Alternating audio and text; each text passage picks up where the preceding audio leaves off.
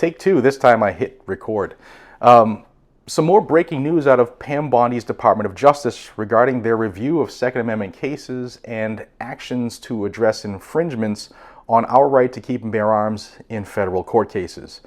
And for the second day in a row, it's more good news. This time, in the Second Amendment ban for non-violent felons, specifically in the Second Amendment Foundation and Firearms Policy Coalition case of Brian Range versus the Attorney General.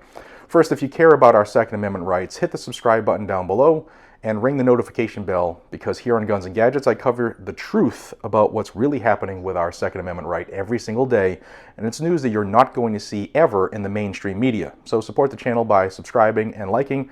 It's free and it just supports us.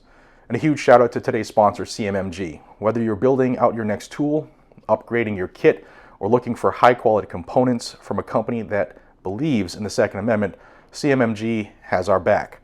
They let us keep more of our credits when we use code GNG10 as well. I want to thank them for always supporting freedom and always being instrumental in supporting this channel. So a couple things I want you to know. Federal law prohibits a person from possessing a firearm in or affecting commerce if the person has been convicted of a crime punishable by imprisonment for a term exceeding 1 year. That we know is a felony. That's 18 U.S.C. 922 G1.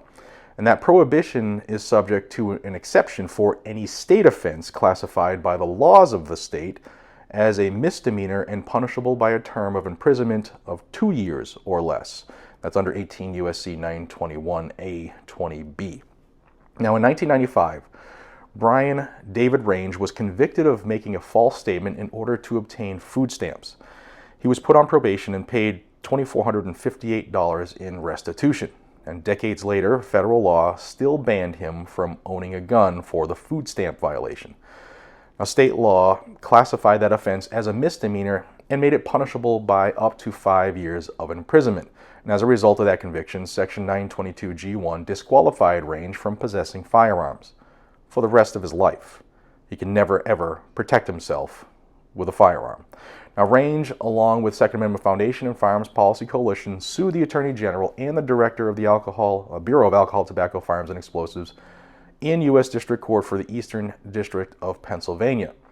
And they argued that Section 922 G1 violated Range's Second Amendment rights and sought declaratory and injunctive relief, preventing the government from enforcing the statute against Range.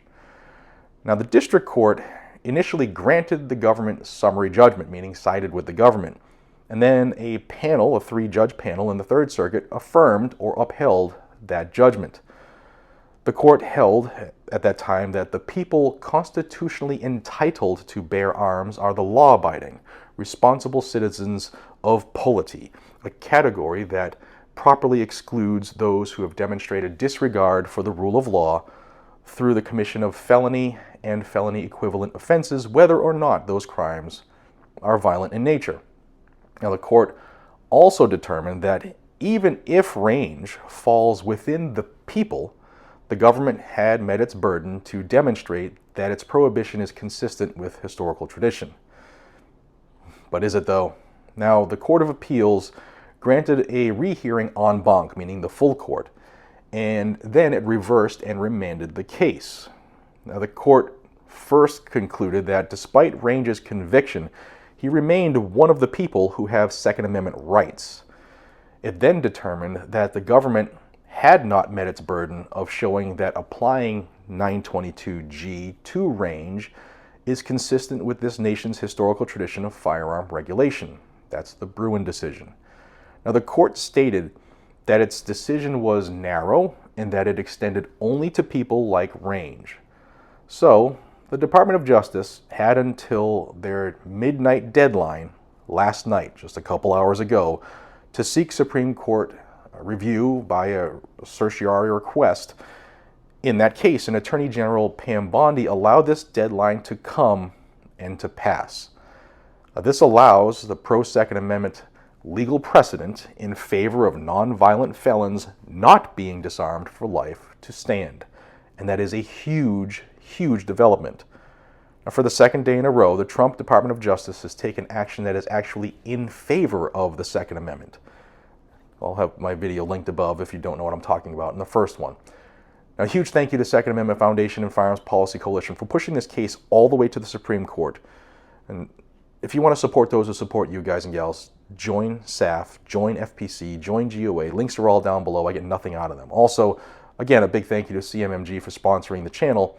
They make premium tools and components that are built for us freedom-loving Americans, and have been instrumental in supporting this channel. And hey, if you guys and gals found this video helpful, if you like the good news, smash the like button down below, drop a comment, and let me know what you think about this case. Do you think there's more coming? On that, this case is not one of the ones I was told were coming from people behind the scenes. So this was a very welcome surprise as I woke up at about 5 a.m. this morning. Until next time, guys and gals, stay safe, stay ready, and stay free. There are some more coming.